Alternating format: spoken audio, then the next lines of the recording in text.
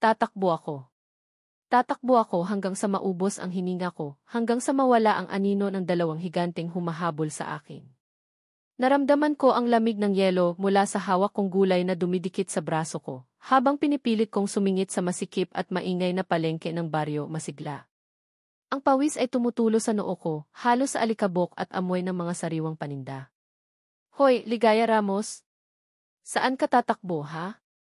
Bayaran mo na ang utang mo, sigaw ni Aling Sonia, ang may-ari ng pwesto ng isda na mukhang baboy ramo sa galit.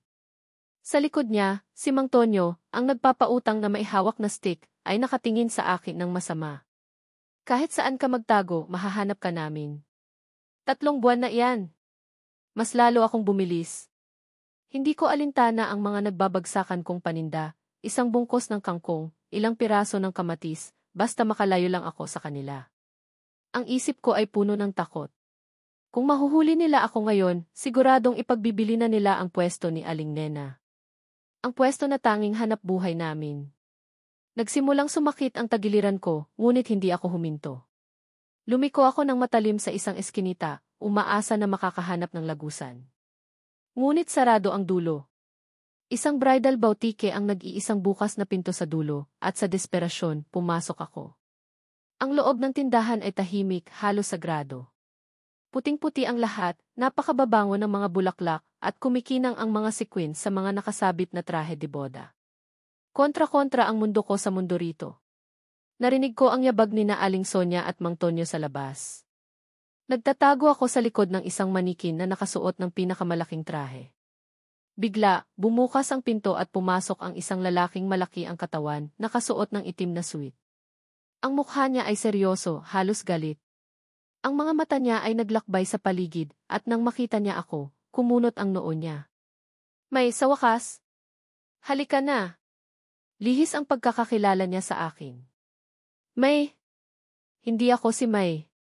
Bago pa ako makapagsalita, hinila na niya ang braso ko. Ang lakas niya. Parang bakal ang kamay niya. Teka, nagkakamali kayo, pilit kong bawiin ang braso ko, ngunit walang saysay. Wala nang oras para magpaliwanag, Miss Velarde. Ang groom ay naghihintay na, sabi niya, at inilabas niya ako ng bautike.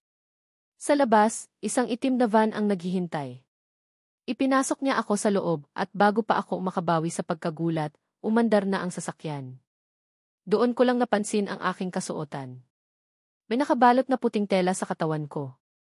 Nakasuot ako ng trahe de boda. Hindi ko alam kung paano, ngunit sa pagtatago ko sa likod ng manikin, nahila ko pala ang trahe de boda at naisuot ito, o sa madaling salita, nabalot ito sa akin. Sino ka? Tanong ko sa driver na hindi man lang lumingon. Kami ang tauhan ni Sir Mendoza, sagot ng lalaki na humila sa akin. Pinakuha ka lang namin. Pero nagkamali kayo ng tao. Hindi ako si May. Hindi ako ikakasal, halos pasigaw kong sabi, ngunit parang bingi sila.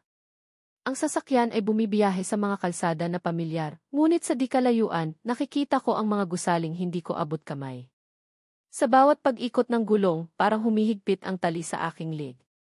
Saan nila ako dadalhin? Sino si Sir Mendoza? Maya-maya, huminto ang sasakyan sa harap ng isang napakalaking simbahan. Ang harap ay napuno ng mga tao, mga kamera, at mga mamahaling sasakyan. May nakasabit na bulaklak sa bawat sulok, at may pulang carpet na nakalatag patungo sa altar. Hinila ulit ako ng lalaki. Halika na, Miss Velarde. Nandoon na ang lahat. Walang silbi ang pagtutol ko. Parang isang kalabaw na hila-hila sa liig, nagpasyanod na lang ako. Ang mga ilaw ng kamera ay sumalubong sa akin, at ang mga bulungan ng mga tao ay halos hindi ko maintindihan. Siya na ba yan? Napakaganda, pero bakit parang ayaw niya? Si May Velarde nga. Hindi ako si May Velarde. Gusto kong sumigaw, ngunit parang may nakabara sa lalamunan ko. Ang mga mata ko ay naghahanap ng pamilyar na mukha, ngunit wala. Nang marating namin ang dulo ng red carpet, nakita ko siya. Nakatayo sa altar, nakangiti, suot ang isang itim na tuksedo. Ang kanyang mga mata ay nakatitig sa akin, na parang matagal na niya akong kilala. Matangkad siya at may tindig ng isang hari. Ang ilaw ng simbahan ay tumama sa kanya, na halos magningning ang kanyang anyo. Siya ba si Sir Mendoza? Hawak niya ang kamay ko, ang lamig ng kanyang balat ay kabaligtaran ng init na naramdaman ko sa aking puso. Hindi ito init ng pag-ibig kundi init ng takot at pagkalito. Salamat, ligaya, sabi niya, ang kanyang boses ay malalim at nagpakilabot sa akin. Sa wakas, makakasal na tayo. Ligaya? Paano niya nalaman ang pangalan ko? Ang salamat, ligaya na iyon ay hindi nagbigay sa akin ng kapayapaan, kundi matinding pagdududa. Isang tanong ang umalinggaw sa isip ko, ano ba ang ginawa ko at paano ako napunta sa ganitong sitwasyon? Hindi ito aksidente. Hindi ito maaring aksidente. Ang tingin ni Ligaya ay nagpaalala sa akin ng araw na una ko siyang nakita. Hindi ako makapaniwala na sa wakas, narito siya sa harap ko, nakasuot ng puti.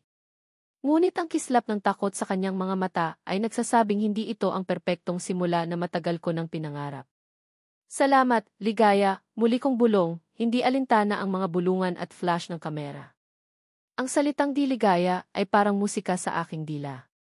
Sa loob ng maraming taon, siya ang aking lihim na kaligayahan. Flashback. Napakainit noon. Nasa kalagitnaan ako ng pakikipag-ugnayan sa isang supplier ng gulay para sa mga hotel ng aming kumpanya. Nakaputi akong polo at nakasuot ng mamahaling salamin, sadyang ginawang kinormal ang sarili para hindi masyadong mapansin. Ang palengke ay puno ng ingay at amoy, isda, gulay at pawis. Ayaw na ayaw ko sa lugar na iyon. Ngunit isang boses ang narinig ko, masigla at parang kampana. Sariwang kangkong. Mura na, suki. Pwede pang igisa. Nakita ko siya. Nakaupo sa isang sako, nakangiti habang inaabot ang gulay sa isang matandang babae. Ang kanyang buhok ay nakatali ng panyo at may kaunting dumi sa kanyang pisngi. Ngunit ang mga mata niya ay kumikinang, puno ng buhay at sinseridad. Siya si Ligaya, ang tindera ng gulay mula sa baryo Masigla. Hindi iyon ang unang pagkakataon na nakita ko siya. Mga bata pa kami nang huli kaming magkita, sa isang malaking pagtitipon ng mga magsasaka na sinusuportahan ng lolo ko. Ngunit ang larawan niya ay nakatatak na sa aking isip mula noon. Ang kanyang ngiti, ang kanyang pagiging simple. Mula noon, nagkaroon ako ng isang munting obsesyon.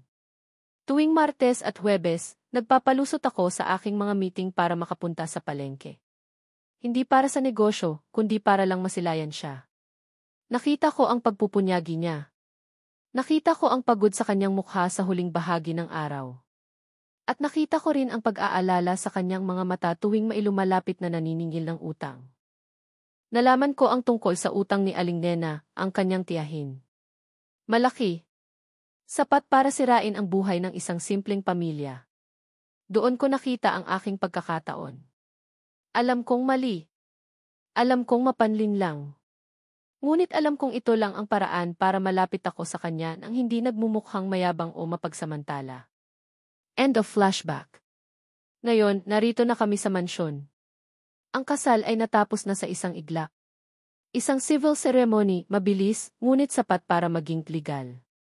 Dinala ko siya sa isang sala, kung saan mas maaliwalas ang aming pag-uusap.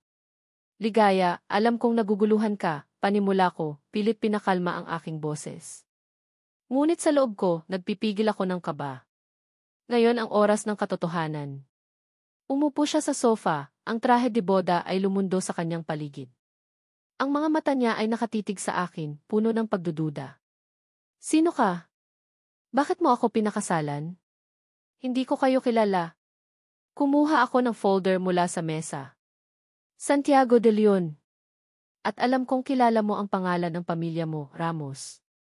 Ang tiyahin mo, si Aling Nena, ay may malaking utang. Inilabas ko ang mga papeles. Ito ang mga dokumento. Utang sa iba't ibang tao na pinagsama-sama ko at binayaran.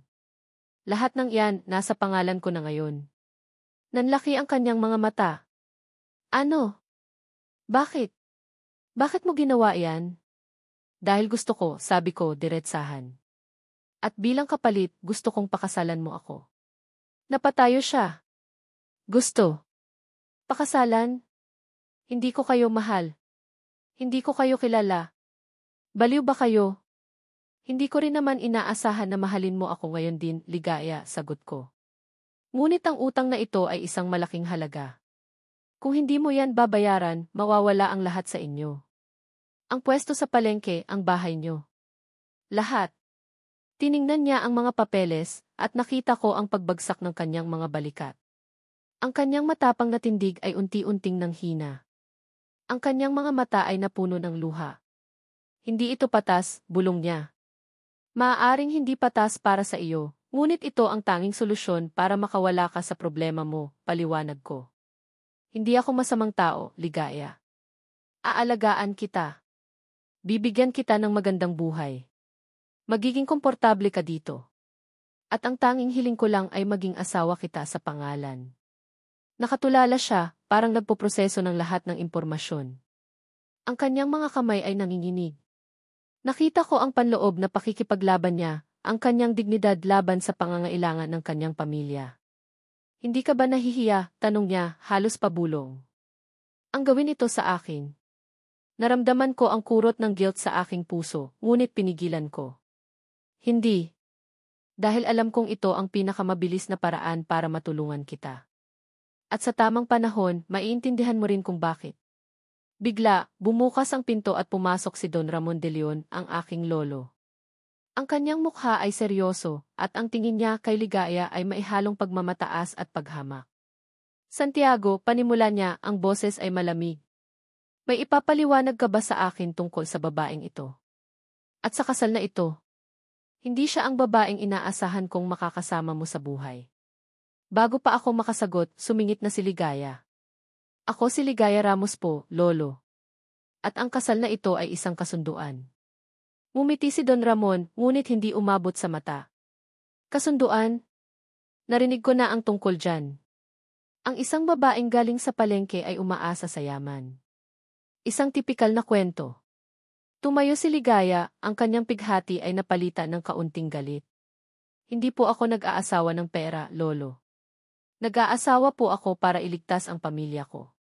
Naramdaman ko ang tensyon sa pagitan nila. Si lolo ay kumakatawan sa lahat ng pagtutol na haharapin namin.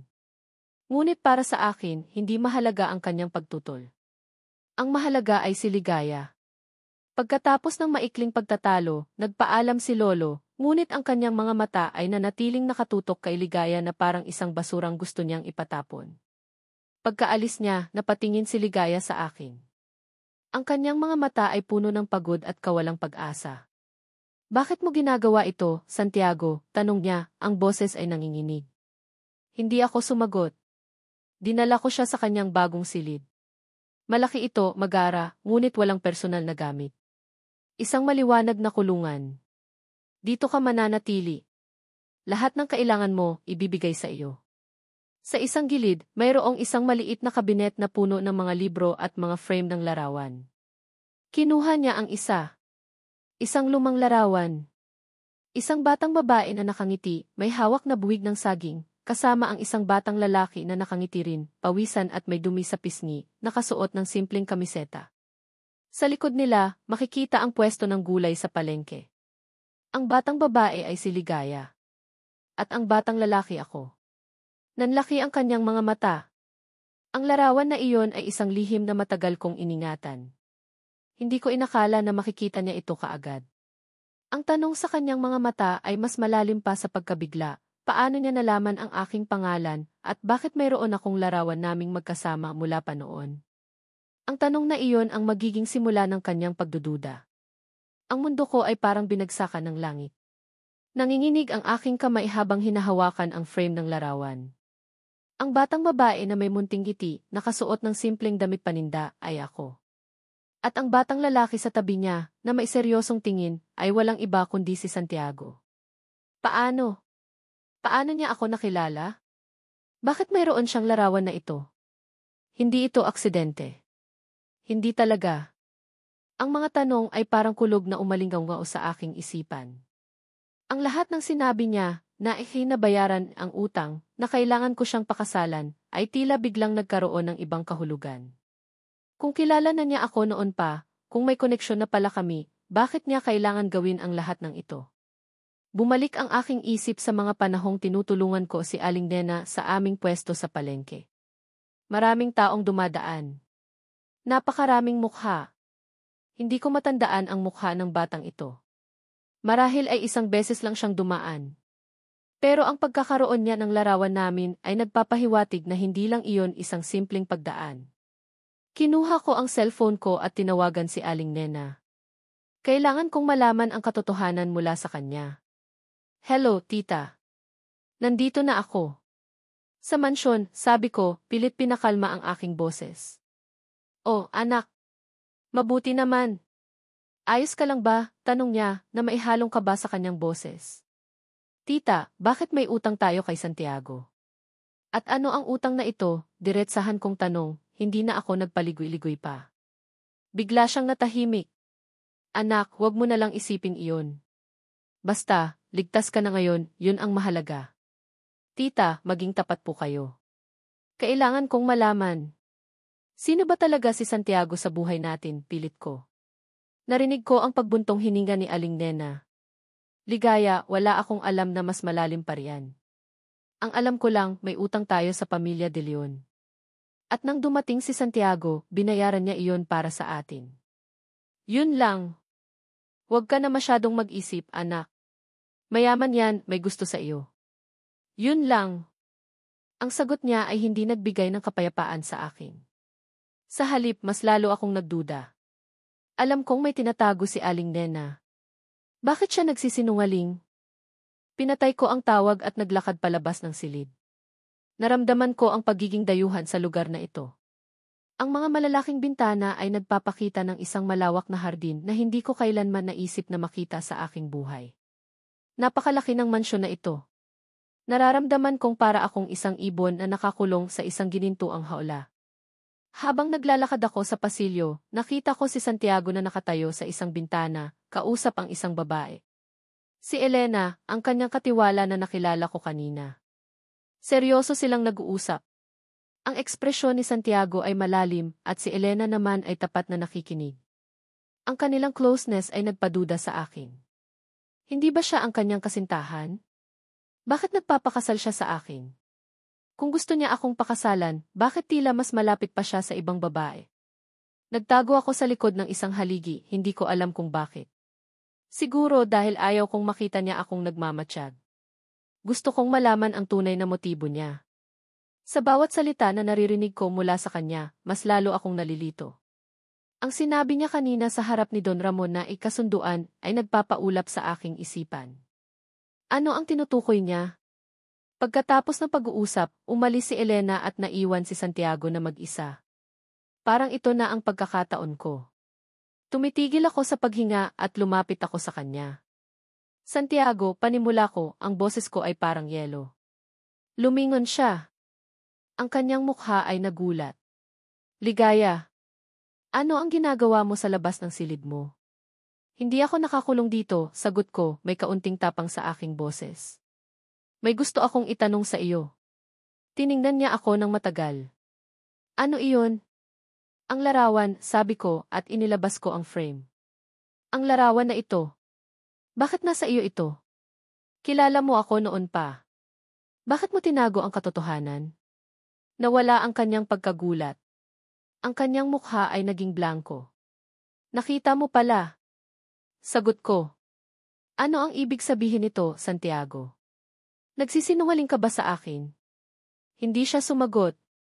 Sa halip, kinuha niya ang larawan mula sa aking kamay at tiningnan ito. Ang nakikita mo, Ligaya, ay isang bahagi ng aking nakaraan na matagal ko nang itinago. Kilala kita. At ang pamilya mo, ang pamilya niyo ay may utang na loob sa pamilya namin. Isang matandang utang na loob. Anong utang na loob, tanong ko. Hindi lang pera ang sinasabi mo. Hindi, sagot niya. Ang utang na iyon ay mas malalim pa sa pera. Ngunit huwag kang mag-alala, Ligaya. Aalagaan kita. Ang kasal na ito ay solusyon sa lahat. Ang sagot niya ay hindi nakapagbigay ng kalinawan. Mas lalo lang akong naguluhan. Solusyon sa lahat. Hindi ko maintindihan. Bakit mo ako pinakasalan kung kilala mo na ako? Kailangan kong gawin ito para sa iyo, Ligaya, sabi niya, ang kanyang boses ay puno ng pighati. Manalig ka lang. Sa tamang panahon, ipapaliwanag ko ang lahat. Bago pa ako makasagot, may narinig kaming malakas na katok sa pinto. Binuksan ito ng isang butler, at pumasok ang isang lalaking mayroong matikas na tindig at nakasuot ng isang mamahaling suit. Ang ngiti niya ay mapanukso at ang mga mata niya ay nagpapahiwatig ng isang bagay na masama. Siya ang lalaking nakita ko sa dyaryo, si Diego Montejo, ang karibal ni Santiago. Ang tingin niya ay dumiretso sa akin, at ang kanyang ngiti ay mas lalo pang lumaki. "Kumusta ka na, Ligaya?" sabi niya, ang boses ay malumanay, ngunit may panlilin lang. "Matagal na tayong hindi nagkita." Sino si Diego? Bakit niya ako kilala? At bakit niya sinasabi na matagal na kaming hindi nagkita? Ang mga tanong ay pumuno sa aking isipan na nagpaparamdam sa akin na ako ay nasa gitna ng isang laro na hindi ko maintindihan. Ang lahat ng ito ay hindi tungkol sa utang, ngunit tungkol sa isang bagay na mas malalim, mas masakit. At ang dalawang lalaki na nasa harap ko ay may kinalaman dito. Ang presensya ni Diego Montejo ay nagdulot ng malalim na katahimikan sa malawak na pasilyo ng mansyon. Para akong isang ibon na naipit sa gitna ng dalawang mabangis na agila. Ang tingin ni Diego ay nakatutok sa akin, ngunit ang atensyon ni Santiago ay nakatuon sa kanya, na may galit sa kanyang mga mata. "Diego," sabi ni Santiago, malamig ang boses. "Hindi kita inaasahan." "Nandito ako para batiin ang bagong kasal," sagot ni Diego, ang ngiti niya ay nanatiling mapanukso. "At para makita ang asawa mo." "Kumusta, Ligaya? Hindi ka man lang nagpasalamat sa akin dahil sa iyong bagong buhay?" Naguluhan ako. "Ano ang ibig mong sabihin?" Hindi ba niya sinabi sa iyo?" tanong ni Diego, tiningnan si Santiago, na parang naglalaro sa kanyang biktima. "Ang pera para sa utang mo mula iyan sa akin." Si Santiago lang ang tagapamagitan. Nanlaki ang aking mga mata. Tiningnan ko si Santiago na nakatingin sa akin ng seryoso, na para bang nagmamakaawa na huwag akong maniwala. "Ligaya, huwag kang maniwala sa kanya," sabi ni Santiago, ang boses ay puno ng tensyon. "Sinusubukan lang niyang guluhin ang isip mo." Niyaya ako ni Santiago na pumunta sa hapunan, ngunit si Diego ay sumunod. Sa mesa, ang tensyon sa pagitan nilang dalawa ay parang isang kutsilyo na nakasabit sa itaas ng aming mga ulo. "Santiago, ang business mo ay parang asawa mo," sabi ni Diego, naghiwa ng kanyang steak. "Hindi mo masyadong inaalagaan, kaya't may iba na umaagaw." Ipinatong ni Santiago ang kanyang tinidor. "Ang negosyo ko ay matatag, Diego. Ang mga babae ang mahilig magbago ng isip. Hindi ko maintindihan ang kanilang pag-uusap. Ngunit ang bawat salita ay parang isang suntok sa akin. Naramdaman ko ang kaba sa aking dibdib. Ano ba talaga ang nangyayari sa pagitan nilang dalawa? Bakit mayroong galit?" Pagkatapos ng hapunan, habang papunta ako sa aking silid, hinila ako ni Diego sa isang sulok ng pasilyo. "Hindi ka ba nagtataka?" tanong niya, ang kanyang boses ay malambing ngunit puno ng panlilinlang. "Bakit mayroon kang utang kay Santiago? At bakit niya biglang binayaran ito?" "Alam ko na," sagot ko. "Para pakasalan ako." "Hindi lang iyon," sabi niya. "Alam mo ba kung ano ang tunay na dahilan? Ang pamilya namin ay may utang sa pamilya mo. Ang lolo mo at ang lolo niya ay may matandang kasunduan." Nanlaki ang aking mga mata. "Kasunduan?" sabi niya. "Namatay ang lolo ko at ang lolo niya. Ang kasunduan ay para sa iyo at kay Santiago. Ang utang na iyon ay isang matandang utang na loob. Gusto niyang pakasalan ka para bayaran ang utang na iyon." Hindi ko alam kung kanino ako maniniwala. Nagsisinungaling ba si Diego? O nagsasabi ba siya ng katotohanan? "Bakit mo ako sinasabi sa akin ito?" tanong ko. "Ano ang gusto mo?" "Gusto kong malaman mo ang katotohanan," sagot niya. "Hindi ka dapat maging asawa ng isang lalaking hindi ka mahal. Halika, umalis na tayo rito. May mas magandang buhay ako para sa iyo." Nagtangka siyang hawakan ang kamay ko, ngunit biglang dumating si Santiago at hinila ako palayo. "Umalis ka sa kanya, Diego," sabi ni Santiago, ang boses ay puno ng galit. "Huwag mong hawakan ang asawa ko," sagot ni Diego. "Hindi siya ang para sa iyo." "Umalis ka," sabi ni Santiago, na ang kamay ay nanginginig sa galit. Tumawa si Diego. "CJ. Ngunit babalik ako, Santiago. Hindi pa tapos ang laban." Pagkatapos ay umalis na siya. Pagkaalis niya, bumaling sa akin si Santiago. Ang kanyang mukha ay seryoso, ngunit nakita ko ang selos sa kanyang mga mata. Ligaya, huwag kang maniwala sa kanya, sabi niya. Sinusubukan ka lang niyang linlangin. Anong kasunduan ang sinasabi niya, tanong ko. Ano ang ibig niyang sabihin? Hindi siya sumagot. Sa halip, hinila niya ako sa aking silid at sinara ang pinto. Manatili ka dito. Huwag kang makikipag-usap sa kanya. Bakit? Bakit may galit kayong dalawa? Pilit kong alamin. Ano ang dahilan? Tumalikod siya. May kinalaman ito sa nakaraan. Huwag ka nang magtanong pa. Nagtaka ako. Ano ba ang nangyari sa nakaraan? Sinubukan kong maghanap ng sagot. Sa gitna ng kanyang mga gamit, nakita ko ang isang lumang album. At sa loob, mayroong isang lumang dyaryo. Sina Santiago at ang kapatid niya, si Maria, ay nag-iisa na ngayon, sabi ng headline. Nagulat ako. Santiago ay may kapatid? Sino si Maria? At bakit parang pamilyar ang pangalan niya? Nang buksan ko ang dyaryo, nakita ko ang isang lumang larawan. Isang batang babae na nakangiti, nakasama ang isang batang lalaki na nakikipag-usap sa kanya. Ang batang lalaki si Diego. Ang batang babae si Maria. Ang mga mukha nila ay puno ng saya. Ngunit sa likod nila, mayroong isang anino. Isang anino na pamilyar. Nakatayo ako sa harap ng bintana, pinagmamasdan ang dilim sa labas ng mansyon. Ngunit ang isip ko ay nasa loob pa rin ng silid ni Ligaya at ang tingin sa kanyang mga mata. Puno iyon ng pagdududa, ng takot at ng tanong na hindi ko masagot. Alam kong nakita niya ang lumang dyaryo. Alam kong alam na niya ang tungkol kay Maria. Ang salitang "ti kapatid" ay parang isang kutsilyo na humihiwa sa aking puso. Si Maria ang nag-iisang liwanag sa aming pamilya. Flashback. 10 taon na ang nakalilipas. Ako ay nasa kalagitnaan ng aking pag-aaral at si Maria ay nasa huling taon na ng high school. Mahal na mahal ko ang aking kapatid. Masayahin siya, matalino at may puso para sa mga nangangailangan. Sa lahat ng oras, siya ang aking pinakamalaking taga-suporta. Ngunit may isang bagay na nag-aalala sa akin sa kanya, si Diego Montejo. Si Diego ay ang kanyang kasintahan. Sa simula, akala ko ay mabuti siyang lalaki. Ngunit habang tumatagal, nakikita ko ang pagbabago sa ugali ni Maria. Siya ay nagiging mas tahimik, mas malungkot. Maria, ano ang problema? Bakit parang malungkot ka? Tanong ko sa kanya isang gabi. Umiti siya, ngunit hindi umabot sa mata. Wala, kuya. Pagod lang ako. Alam kong may tinatago siya. Hindi ako makapaniwala na mayroon siyang utang sa akin at hindi ko siya matulungan. Nag-aalala ako, ngunit hindi ako makapagtanong pa. Isang araw, nagkaroon kami ng malaking away. Maria, dapat mong layuan si Diego, sabi ko. Hindi siya ang para sa iyo. Galit na galit siya sa akin. Huwag kang mangialam sa buhay ko, Santiago. Mahal ko si Diego. At gusto ko siyang pakasalan. Hindi mo siya kilala, Maria, sigaw ko. Ginagamit ka lang niya. Hindi kami nag-usap pagkatapos nyon. Nagpunta siya sa isang party kasama si Diego. Sinubukan kong tawagan siya, ngunit hindi siya sumagot. Sinubukan ko ring tawagan si Diego, ngunit hindi rin siya sumagot.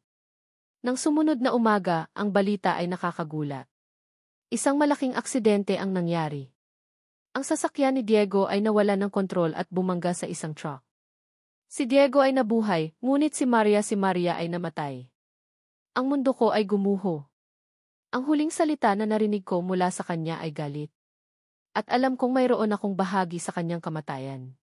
Kung hindi ko lang siya pinagalitan, kung hindi ko lang sinabi sa kanya na layuan si Diego, baka buhay pa siya. Si Diego naman, ang buhay niya ay nasira rin.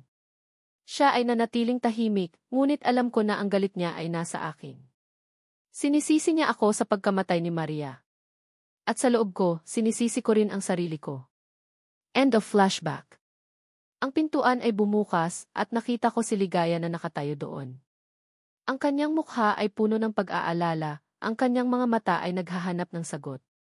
Santiago, sabi niya, ang boses ay nanginginig. Maria. Sino si Maria? Lumapit ako sa kanya at hinawakan ang kanyang kamay. Ang lamig ng kanyang kamay ay nagpaalala sa akin ng lamig ng kamay ni Maria noong huli ko siyang nakita. Siya ang kapatid ko, Ligaya. Ang aking bunsong kapatid. Naging tahimik ang lahat. Nagsimula akong magpaliwanag. Ang tungkol kay Maria, kay Diego, sa aking guilt at sa galit ni Diego. Nagsalita ako ng matagal at si Ligaya naman ay tahimik na nakikinig. Ngayon, naiintindihan mo na ba? Tanong ko. Ang galit ni Diego sa akin ay mas malalim pa sa negosyo. Ito ay dahil sa nakaraan. At ang kanyang paghahabol sa iyo ay hindi para sa pag-ibig, ngunit para saktan ako. Hindi siya sumagot. Ang kanyang mga mata ay puno ng luha. Naramdaman ko ang kurot sa aking puso. Ginagamit ko siya para sa sarili kong interes. Salamat sa pagsasabi ng totoo, sabi niya. Ngunit ngayon, mas lalo akong naguguluhan. Ano ang papel ko sa kwentong ito? Ligaya, ang kasal na ito ay hindi ko lang ginawa para sa sarili ko. Sabi ko, ang boses ay puno ng pighati. Alam kong mali na ginamit ko ang utang mo, ngunit gusto kong protektahan ka. Alam kong may plano si Diego sa iyo. At ang pagpapakasal sa akin ang tanging paraan para mailayo kita sa kanya. Bakit mo ako pinoprotektahan? Tanong niya, at ang tanong niya ay nagpaalala sa akin ng aking pag-ibig sa kanya.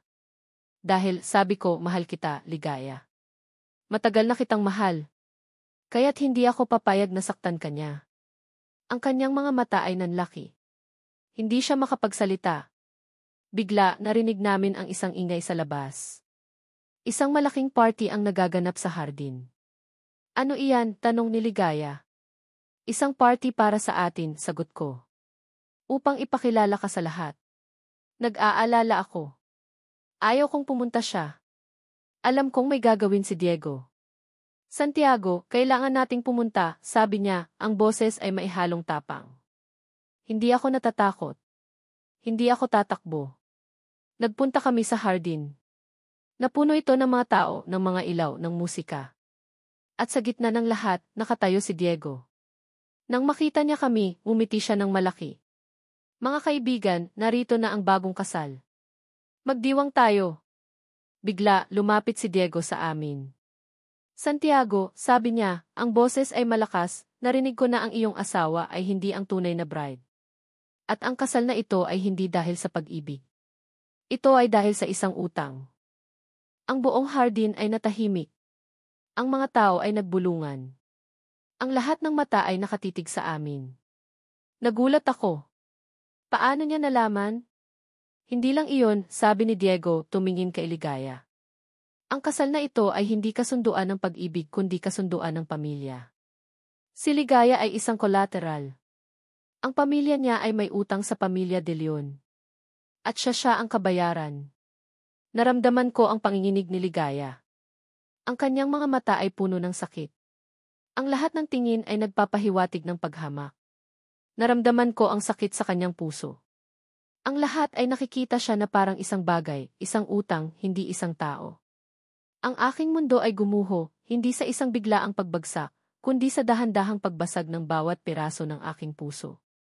Ang mga salita ni Diego ay parang mga basag na salamin na tumama sa akin. Ang mga tingin ng mga tao sa party, ang mga bulungan nilang tumutulig sa akin, ay nagpaparamdam sa akin na ako ay isang bihag. Hindi ako isang asawa. Hindi ako isang kasama sa buhay. Ako ay isang bagay, isang collateral, isang bagay na ginamit sa isang transaksyon na hindi ko alam. Ligaya di. Narinig ko ang boses ni Santiago, puno ng pag-aalala. Ngunit hindi ko siya nilingon. Ang tanging nararamdaman ko ay galit, sakit at pagdududa. Tumalikod ako sa kanya at tumakbo. Tumakbo ako palayo sa mansyon, sa mga ilaw, sa mga tao at sa kanya. Ang takbo ko ay parang pagtakas, ngunit sa pagkakataong ito, hindi sa mga naniningil ng utang, kundi sa isang katotohanan na mas masakit pa sa anumang utang. Hindi ako nag-iisip kung saan ako pupunta. Ang tanging nasa isip ko ay makalayo sa lahat ng ito. Pagkatapos ng mahabang pagtakbo, nakarating ako sa Baryo Masigla, sa bahay namin. Pagpasok ko, nakita ko si Aling Dena na nanonood ng isang drama sa TV. Biglang tumigil ang mundo niya nang makita niya ako. Ligaya? Bakit nandito ka? Ayos ka lang ba, anak? Tanong niya, ang kanyang mga mata ay puno ng kaba. Hindi ako sumagot. Kinuha ko ang cellphone ko at ipinakita sa kanya ang larawan ng lumang kasunduan. Tita, sabi ko, ang boses ko ay nanginginig. Ano ito? Nagulat siya. Anak, saan mo nakuha yan? Ito ang matandang kasunduan ng ating mga lolo, sabi ko. Tungkol sa atin. Sa akin at kay Santiago. Bakit hindi mo sinabi sa akin? Bakit mo tinago? Ligaya, anak, huwag ka nang mag-isip pa. Tapos na yan. Ang mahalaga ay ligtas ka na ngayon, sagot niya, na umiiwas sa aking tingin. Ligtas? Saan ako ligtas, tita? Tanong ko, ang aking mga mata ay puno ng galit.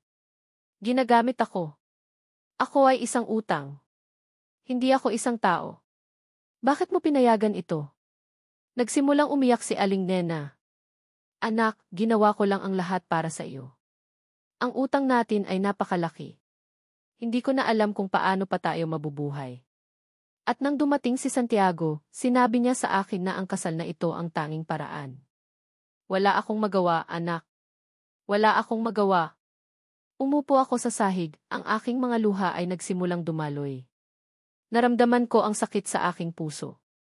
Hindi lang si Santiago ang nagtago ng katotohanan, kundi pati na rin ang tiyahin ko. Ang taong pinagkakatiwalaan ko. Ang lahat ng ito ay isang laro at ako ang biktima. Biglang may kumatok sa pinto. Binuksan ito ni Aling Nena at nakita ko si Santiago na nakatayo doon. Ang kanyang mukha ay puno ng pag-aalala. Ligaya, sabi niya, ang boses ay puno ng pighati. Salamat, Lolo. May gusto akong kausapin si Ligaya. Ligaya, anak, wag mo na lang siyang kausapin, sabi ni Aling Nena, na hinawakan ako sa kamay. Ngunit tinanggal ko ang kanyang kamay. Tumayo ako at hinarap si Santiago. Ang kanyang mga mata ay nagmamakaawa. Ligaya, alam kong nasaktan ka, sabi niya. Alam kong may pagkakamali ako. Ngunit, ginawa ko lang ang lahat para sa iyo. Mahal kita. Kaya't ginawa ko ito. Niyakap niya ako. Ang init ng kanyang katawan ay nagbigay ng kaunting kapayapaan sa akin. Ngunit sa loob ko, alam kong ang lahat ng ito ay kasinungalingan. Hindi, sabi ko, tinatanggal ang yakap niya. Hindi mo ako mahal, Santiago. Kung mahal mo ako, hindi mo ako ginamit. Hindi mo ako ginawang collateral. Ang mahal mo ay ang pangalan mo. Ang mahal mo ay ang utang na iyon. Hindi ako.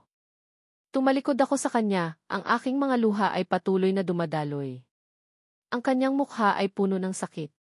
Ligaya, maniwala ka sa akin, sabi niya, pilit na hinahawakan ang kamay ko. Huwag kang maniwala sa kanya. Hindi ako masamang tao. Ngunit huli na. Ang sakit na naramdaman ko ay mas malalim pa sa anumang kasinungalingan. Sa lahat ng oras, ako ay isang biktima. Umalis ka, Santiago, sabi ko, ang boses ko ay puno ng galit. Ayoko nang makita ka. Ayoko nang marinig ang pangalan mo. Umalis siya. Ang kanyang mga hakbang ay mabigat at puno ng pag-aalala. Ngunit hindi ko na siya pinansin. Ang tanging nararamdaman ko ay kalungkutan. Pagkaalis niya, nakita ko si Diego na nakatayo sa labas ng bahay. Ang kanyang ngiti ay nanatili sa kanyang mukha. Ligaya, sabi niya, ang boses ay puno ng panlilinlang. Sabi ko sa iyo, hindi siya ang para sa iyo. Halika, sumama ka sa akin. Bibigyan kita ng mas magandang buhay. Isang buhay na hindi puno ng utang. Ang kanyang mga salita ay parang musika sa aking tainga. Ngunit sa loob ko, alam kong mayroon siyang masamang plano. Ngunit ano pa ba ang mas masakit kaysa sa utang at sa kasinungalingan ni Santiago? Sa pagkakataong ito, siguro, dapat akong magtiwala sa ibang tao. Ang pintuan ay nagsara ng marahan, ngunit ang tunog nito ay parang isang malakas na pagbagsak ng langit sa aking tenga. Pag-alis ni Ligaya, naiwan akong mag-isa sa dilim. Ang mga salita niya ay parang mga kutsilyo na bumaon sa aking puso. Hindi mo ako mahal, Santiago. Ang bawat salita ay tumatakbo sa aking isipan. Alam kong nagkasala ako. Alam kong ang aking mga plano ay mapanlin lang. Ngunit ang aking intensyon ay hindi masama. Ginawa ko ang lahat ng ito para sa kanya. Dahil mahal ko siya. Ang sakit na naramdaman ko ay mas malalim pa sa anumang sakit na naramdaman ko noong namatay si Maria. Ang sakit na ito ay ang sakit ng pagkawala ng taong mahal mo. Ang sakit na naramdaman ko ay ang sakit ng pagkabigo sa pag-ibig. Hindi ko hahayaan na matalo ako, Diego, bulong ko sa sarili ko. Naramdaman ko ang matinding galit. Si Diego ang may kagagawa ng lahat ng ito. Siya ang nagsinungaling kay Ligaya. Siya ang gumamit ng nakaraan namin para sirain ako. Kailangan kong gawin ang lahat para makuha ko si Ligaya pabalik. Hindi ito tungkol sa utang. Hindi ito tungkol sa kasunduan. Ito ay tungkol sa pag-ibig. Naglakad ako sa living room at nakita ko si Don Ramon na nakaupo sa sofa at nagbabasa ng dyaryo. Lolo, panimula ko, ang boses ko ay puno ng determinasyon. Mahal ko si Ligaya. Hindi siya lumingon. Santiago, ang pag-ibig ay hindi importante sa mundong ito. Ang importante ay ang pangalan, ang yaman, ang kapangyarihan. At ang babaeng iyan ay walang mayroon sa mga iyan. Hindi siya ang babaeng iyan, Lolo, sabi ko, ang boses ko ay nagsisimulang tumaas. Siya si Ligaya. Ang babaeng mahal ko. Bigla siyang tumayo. Santiago, huwag kang maging tanga. Hindi ka niya mahal. Gumagamit lang siya. Tulad ng lahat ng mga babaeng gusto ng pera. Hindi ako nakapagsalita. Ang mga salita niya ay parang suntok sa akin. Ngunit alam kong mali siya. Kilala ko si Ligaya. Alam kong hindi siya gumagamit. Umalis ka, Santiago, sabi niya. Huwag mong sirain ang pangalan ng pamilya natin. Umalis ako, ngunit ang mga salita niya ay nanatili sa aking isipan. Alam kong ang paglaban ko ay hindi lang sa pag-ibig, kundi pati na rin sa lolo ko. Sa aking opisina, umupo ako sa aking upuan. Naramdaman ko ang pagod sa aking katawan. Ngunit hindi ako nagpahinga. Kinuha ko ang aking cellphone at tinawagan si Elena, ang aking katiwala. Elena, kailangan kong malaman ang lahat tungkol kay Diego Montejo, sabi ko, ang boses ko ay puno ng galit. Ang lahat ng kanyang negosyo, ang lahat ng kanyang koneksyon, ang lahat ng kanyang ginagawa. Gusto kong malaman kung ano ang kanyang plano. Alam kong si Diego ay hindi titigil. Narinig ko siya na nag-uusap sa telepono. May plano siyang gamitin si Ligaya para saktan ako. At hindi ko hahayaan na mangyari iyon. Santiago, kailangan mong mag-ingat, sabi ni Elena. Si Diego ay mayroong sapat na yaman at koneksyon para sirain ka. Alam ko, sagot ko. Ngunit hindi niya ako sirain. Hindi niya sirain ang pag-ibig ko kay Ligaya. Flashback. Narinig ko ang kanyang boses na puno ng kaligayahan. Nakatayo ako sa gitna ng palengke at nakita ko si Ligaya na nagtitinda ng gulay. Nag-usap kami. Santiago, hindi ako nakakagulat na makita ka dito, sabi niya, ang kanyang mga mata ay puno ng tuwa. Ano ang ginagawa mo dito? Gusto kong kumain ng gulay, sagot ko, pilit na pinigilan ang ngiti. Tumawa siya. Gulay? Sa lahat ng pagkain, gulay? Maraming magagandang restaurant sa lungsod. Gusto kong kumain ng gulay na tinanim ng pamilya mo, sabi ko. Nagulat siya. Paano mo nalaman? Mayroon akong koneksyon, sagot ko, na nagpatawa sa kanya. End of flashback. Ang mga alaala ay parang isang pelikula sa aking isipan. Ang kanyang ngiti. Ang kanyang tawa. Ang kanyang pagiging simple. Ang lahat ng iyon ay nagpaparamdam sa akin na mas lalo ko siyang mahal. Biglang may kumatok sa pinto. Binuksan ko ito. Si Elena. Santiago, may balita ako. Ano iyon? Tanong ko. Nakita ko si Diego na nag-uusap kay Aling Nena, sabi niya. At may ibinigay siya sa kanya. Ano ang ibinigay niya? Hindi ko alam, sagot niya.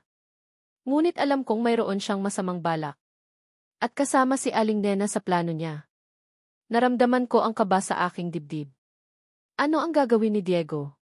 Ano ang binabalak niya? At bakit kasama si Aling Nena sa plano? Bumalik ako sa aming maliit na bahay, ngunit ang init at kapayapaan na hinahanap ko ay wala roon. Ang pader na gawa sa tabla ay parang mas manipis kaysa dati, at ang bawat ingay mula sa labas ay nagpaparamdam sa akin na hindi ako ligtas. Ang mga salita ni Santiago ay umalinggaw-ngao sa aking isipan, ginawa ko lang ang lahat para sa iyo. Mahal kita. Habang ang mga salita ni Diego naman ay, sabi ko sa iyo, hindi siya ang para sa iyo. Sa pagitan ng dalawang boses na ito, nalilito ako. Napaupo ako sa lumang silya sa aming sala na napuno ng mga alaala. Narito ang pamilya ko, ang aking pangarap, ang aking simpleng buhay. Ngunit ngayon, ang lahat ng iyon ay parang isang panaginip na gumuho. Ang mga utang ay nawala na, ngunit ang kapalit nito ay mas malaki pa kaysa sa salapi. Sa gitna ng aking pagmumuni-muni, nakita ko si Aling Nena na naghahanda ng hapunan. Ang kanyang mukha ay puno ng pag-aalala, at ang kanyang mga mata ay nagpapakita ng takot. Tita, sabi ko, ang boses ko ay mahina. Sigurado ka ba na wala kang alam sa plano ni Diego? Natigilan siya at napalingon sa akin. Anak, ano ba ang sinasabi mo? Anong plano? Ang panlilinlang, sagot ko. Ang utang, ang kasal, ang lahat. Sabi ni Diego na may plano siyang gamitin ako para saktan si Santiago. Nagsimulang manginig si Aling Nena. Ligaya, anak, hindi ko alam. Sabi ni Diego na mahal ka niya, na gusto kanyang tulungan. Binayaran niya ang lahat ng utang natin. Sabi niya, yun lang. Hindi ko alam na may mas malalim pa riyan. Hindi ka ba nagtaka, tita? Bakit siya biglang nagpakita, tanong ko. Bakit gusto niya akong tulungan? Nagtaka ako, sagot niya, ang mga luha ay nagsimulang dumaloy. Ngunit ang utang na ito ay napakalaki. Hindi ko na alam kung paano tayo mabubuhay. At nang dumating siya, parang isang anghel siya. Sabi niya, huwag kang mag-alala, Ligaya. Hahayaan ko siyang manatili sa amin. Alagaan ko siya. Hindi ako papayag na saktan siya. Nagtiwala ako sa kanya, anak. Nagtiwala ako sa kanya. Ang pag-amin ni Aling Nena ay nagdulot ng mas malaking pagkalito sa akin. Kung nagsasabi siya ng totoo, ibig sabihin, hindi niya alam ang tunay na plano ni Diego. Kailangan ko ng sariwang hangin, sabi ko, at umalis ako. Sa labas, ang kalye ay tahimik. Ngunit ang aking isipan ay maingay. Naglalakad ako ng walang direksyon. Habang naglalakad, nakita ko si Diego na nakatayo sa likod ng isang pader, kausap ang isang lalaki na pamilyar ang mukha. Siya ay si Mang Celso, isang lalaking kilala ko sa palengke. Kilala si Mang Celso na isang masamang tao. Siya ay isang taong may koneksyon sa mga underground na negosyo. Nagtago ako at nakinig sa kanilang usapan. Kumusta na, Diego? Tanong ni Mang Celso. Handa na ba ang lahat? Ang plano? Sagot ni Diego. Hindi na ako makapaghintay. Ang pinakamahalagang bagay sa mundo ni Santiago ay si Ligaya. At ngayon, nasa akin na siya. Gagamitin ko siya para sirain siya.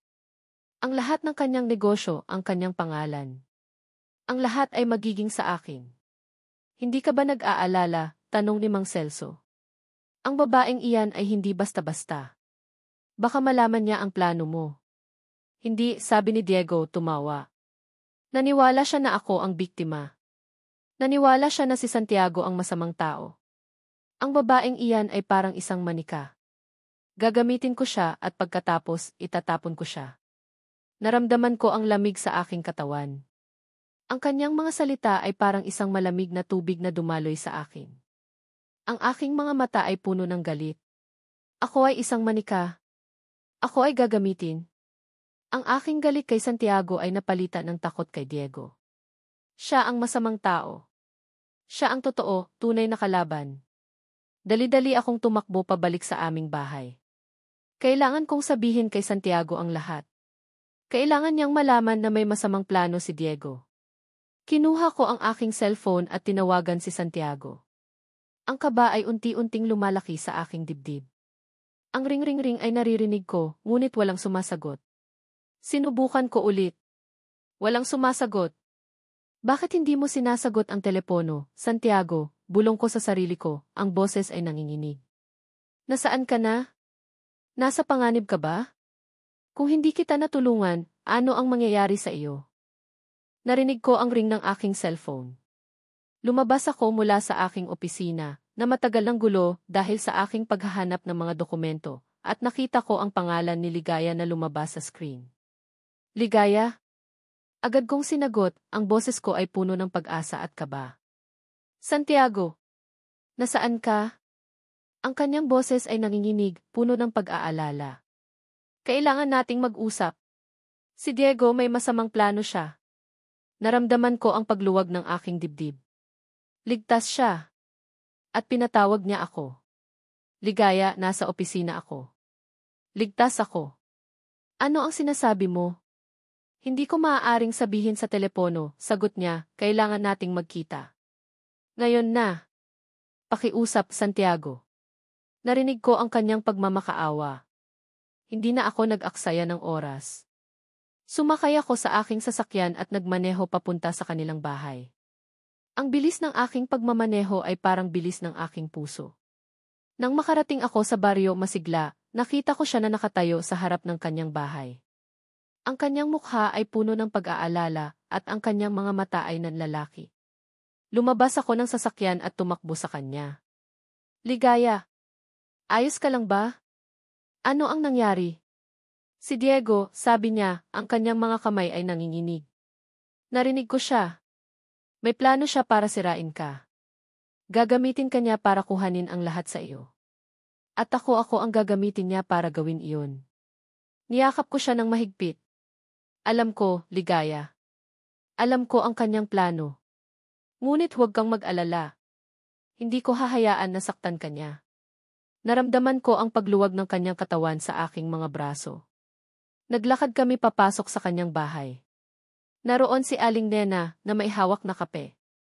Tita Nena, panimula ko, kailangan ko kayong kausapin, kayong dalawa. Umupo kami sa sala. Hinihingal si Ligaya at ang kanyang mga mata ay nakatitig sa akin, naghihintay ng sagot. Ligaya, alam kong nasaktan kita, panimula ko, diretsahan. Alam kong nagsinungaling ako. Ngunit ang lahat ng iyon ay may dahilan. Kailangan mong malaman ang buong katotohanan. Inilabas ko ang isang lumang sobre mula sa aking bulsa. Ito ay isang papel na matagal ko nang iningatan. Ang lihim ng aking pamilya at ang lihim na nag-ugnay sa amin ni Ligaya. Nang magkaroon ng malaking bagyo sa inyong probinsya, Ligaya, 10 taon na ang nakakaraan, ang inyong pamilya ay nawalan ng lahat, sabi ko, ang boses ko ay malumanay. Ang pwesto niyo sa palengke ay nawasak. Ang bahay niyo ay nasira. Walang-wala kayo. Tiningnan ako ni Ligaya, ang kanyang mga mata ay puno ng pagkalito. Ang lolo ko, si Don Gabriel de Leon, ay matalik na kaibigan ng lolo mo, si Lolo Ildefonso Ramos, patuloy ko. Nangyari ang trahedya at alam ng lolo ko ang kalagayan ng pamilya niyo. Tinulungan niya ang lolo mo. Binigyan niya sila ng pinansyal na suporta para makabangon. Ngunit may isang kasunduan silang ginawa. Ibinigay ko kay Ligaya ang lumang dokumento. Ito ay isang kontrata na nakasulat sa lumang sulat kamay na mailagda ng kanilang mga lolo. Ang kasunduan ay bilang tanda ng pagpapanatili ng pagkakaibigan at pagkakaisa ng dalawang pamilya. Ang bunsong babae sa inyong henerasyon ay mapapangasawa ng bunsong lalaki sa aming henerasyon, paliwanag ko. Hindi ito utang na pampinansyal, Ligaya. Ito ay isang kasunduan ng pagpapahalaga ng pagtitiwala. Isang paraan para magpatuloy ang ugnayan ng aming mga pamilya. Nanlaki ang mga mata ni Ligaya habang binabasa niya ang dokumento. Ang mga salita ay tumago sa kanyang isipan. Nang namatay ang lolo ko, patuloy ko, sinabi niya sa akin ang tungkol sa kasunduang ito. At noong una kitang nakita sa palengke, naramdaman ko na ikaw na. Ikaw ang nakatakda sa akin. Huminga ako ng malalim. Ginawa ko ang lahat ng ito, Ligaya, hindi para bilhin ka. Hindi para ipilit ang sarili ko. Ginawa ko ito dahil mahal kita. At gusto kong tuparin ang pangako ng aming mga lolo. Alam kong mali ang paraan ko. Alam kong hindi ako naging tapat. Ngunit ang aking motibo ay palaging ikaw. Ang kanyang mga mata ay napuno ng luha. Bakit hindi mo sinabi sa akin noon pa, Santiago? Natakot ako, sagot ko, ang boses ko ay puno ng pighati. Natakot ako na baka hindi ka maniwala sa akin. Natakot ako na baka layuan mo ako. At alam kong mayroon akong kalaban, si Diego. Hindi ko lang siya kalaban sa negosyo. Siya ang dating kasintahan ni Maria, ang kapatid ko. Sinisisi niya ako sa pagkamatay niya. Ipinaliwanag ko ang tungkol kay Maria, ang kanyang pagiging pasaway, ang aking pagkakamali at ang galit ni Diego. Kung paano sinisisi ni Diego ang sarili ko sa pagkamatay ni Maria, at kung paano niya sinisisi ang sarili ko. At kung paano niya gagamitin si Ligaya para saktan ako. Niyakap ako ni Ligaya. Ang kanyang mga luha ay tumulo sa aking balikat. Patawarin mo ako, Santiago. Hindi ko alam. Nagsisisi ako na nagduda ako sa iyo. Niyakap ko siya ng mahigpit. Ang kanyang init ay nagpaparamdam sa akin ng kapayapaan. Patawarin mo rin ako, Ligaya, sabi ko. Sa lahat ng kasinungalingan. Sa lahat ng sakit na dinulot ko sa iyo. Naramdaman ko ang pagluwag ng aking dibdib. Ang lahat ng bigat ay nawala. Ngayon, naiintindihan ko na ang lahat, sabi ni Ligaya. Ang kasunduan na iyon ay hindi tungkol sa utang. Ito ay tungkol sa pag-ibig. At sa wakas, naiintindihan ko na ang pag-ibig mo sa akin. Niyakap ko siya ulit. Mahal na mahal kita, Ligaya, sabi ko. Nasaan ka na ngayon? Kailangan ko na ang tulong mo para labanan si Diego. Ang aking mga salita ay puno ng pagmamahal at pag-asa. Nang bumalik kami sa mansyon, ang pakiramdam ko ay kakaiba. Hindi na ito ang malaking kulungan na kinatakutan ko. Sa aking tabi, si Santiago ay nagbibigay sa akin ng lakas. Hawak niya ang aking kamay at sa bawat hakbang na ginagawa namin, nararamdaman ko ang kanyang pagmamahal. Hindi na kami dalawang individual na pinilit ng kapalaran, kami ay dalawang kaluluwa na nagkakaisa sa pag-ibig. Dumiretso kami sa opisina ni Don Ramon. Nakita namin siyang nakaupo sa kanyang silya, nagbabasa ng isang lumang dokumento. Nang makita niya kami, seryoso ang kanyang mukha. Nandito ka na pala, Ligaya, sabi niya, malamig ang kanyang boses. Sana ay naisip mo ng mabuti ang iyong desisyon. Ngunit ang takot na dating nararamdaman ko ay nawala na. Ang pighati ay napalitan ng pag-asa. Don Ramon, panimula ko, ang boses ko ay matatag. Ang aking desisyon ay hindi para sa salapi at hindi rin para sa utang na iyon. Ang desisyon ko ay para sa pag-ibig. Nagulat siya. Tiningnan niya ako ng matagal at pagkatapos ay tumingin siya sa kanyang apo. Lolo, mahal ko si Ligaya, sabi ni Santiago, ang kanyang mga mata ay puno ng determinasyon. Mahal na mahal ko siya. Hindi ako papayag na saktan siya ni Diego. Ang kasunduan na iyon ay hindi lang para sa negosyo, Lolo. Ito ay tungkol sa pamilya, tungkol sa pag-ibig. At ako, ang inyong apo, ay natagpuan na ang pag-ibig ko. Sana ay tanggapin niyo kami. Naramdaman ko ang kaba, ngunit ang kanyang mga salita ay nagbigay ng lakas sa akin. Hinarap ko si Don Ramon. Don Ramon, hindi po ako galing sa mayaman na pamilya. Hindi po ako katulad ng mga babaeng gusto ng pera. Ngunit ang aking pagmamahal kay Santiago ay totoo. Kung tanggapin niyo po kami, ipinapangako ko po na aalagaan ko siya at mamahalin ko siya hanggang sa huling hininga ko. Natahimik ang lahat. Ang silid ay napuno ng katahimikan. Maya-maya, nakita ko ang kanyang mga mata na puno ng luha. Tumingin siya sa amin at sa wakas, umiti siya. Kayong dalawa kayo ay mga bata pa. Ngunit nakikita ko sa inyong mga mata ang pag-ibig. Hindi ko kayo maaaring pigilan. Sige, tanggapin ko kayo. Niyakap ako ni Don Ramon. Ang kanyang pagyakap ay puno ng pagmamahal. Niyakap niya rin si Santiago. Sa wakas, ang aming pamilya ay nagkaisa na. Lumipas ang ilang buwan at ang aming buhay ay parang isang panaginip. Ang paghahari ni Diego ay natapos nang malaman ng lahat ang kanyang masamang plano. Hindi siya nakabalik sa aming buhay. At si Santiago naman, sa wakas ay naging ziyi na siya ng kumpanya. Ngunit ang pinakamahalagang pangyayari ay ang aming totoong kasal. Sa parehong simbahan na pinagdausan ng aming peking kasal, kami ay nagpakasal sa harap ng Diyos. Hindi na ako nakasuot ng napakagandang trahe de boda, nakasuot ako ng isang simpleng puting damit. Ang aking kamay ay hindi na nanginginig, ngunit puno ng pag-ibig. Ang ngiti ni Santiago ay hindi na mapanlin lang, ngunit puno ng sinseridad. Isang taon ang lumipas at sa aming buhay, mayroon kaming isang bagong miyembro. Si Maya, ang aming anak. Siya ay mayroong mga mata ni Santiago at ang ngiti ko. Siya ang bunga ng aming pag-ibig. Siya ang aming liwanag. Sa paglipas ng mga taon, hindi namin kinalimutan ang aming pinagmulan. Tuwing Sabado, kasama si Maya, nagpupunta kami sa Baryo Masigla. Ang lugar na kung saan nagsimula ang aming kwento. Sa pwesto sa palengke, si Ligaya ay nagtitinda pa rin ng gulay, ngunit ngayon ay may kasama na siyang asawa at anak. Sariwang gulay. Mura na, suki. Pwede pang igisa, sabi ko, na nagpatawa kay Santiago. Tumingin siya sa akin at ang kanyang ngiti ay puno ng pagmamahal. Mahal na mahal kita, Ligaya, sabi niya at niyakap niya ako. Mahal na mahal din kita, Santiago, sagot ko. Salamat sa lahat. Sa pagiging aking kasama at sa pagiging aking pag-ibig. Ang aming kwento ay hindi nagsimula sa pag-ibig, ngunit sa huli, ang aming pag-ibig ay nagbigay ng katapusan sa aming kwento. Ang aming pag-ibig ay walang katapusan. At dito nagtatapos ang kwento ni Ligaya at Santiago, isang paglalakbay na puno ng pagsubok, pag-ibig at pagpapatawad. Isang taos-pusong pagbati mula sa inyong lingkod, ang inyong manunulat. Maraming salamat sa inyong walang sawang pagsuporta at pagsubaybay sa bawat kabanata ng Ang Sumpa ng Isang Lalaki. Ang inyong pagtangkilik ang nagsilbing inspirasyon upang buuin at bigyang buhay ang bawat tauhan, bawat eksena, at bawat emosyon sa kwentong ito. Ang pagsusulat ng kwento ni Ligaya at Santiago ay naging isang napakagandang karanasan.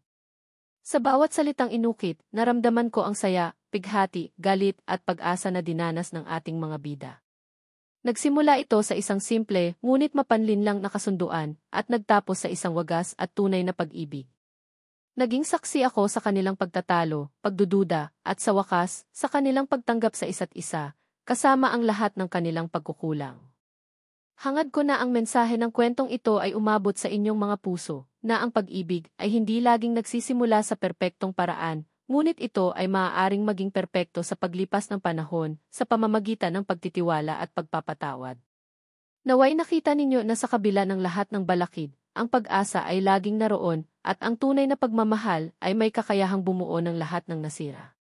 Sa bawat isa sa atin, mayroong Santiago na handang lumaban para sa pag-ibig, at isang Ligaya na handang magpatawad at magtiwala. Muli, mula sa kaibuturan ng aking puso, maraming salamat sa inyong lahat. Naway ang pag-ibig ay manatili sa inyong mga puso at tahanan.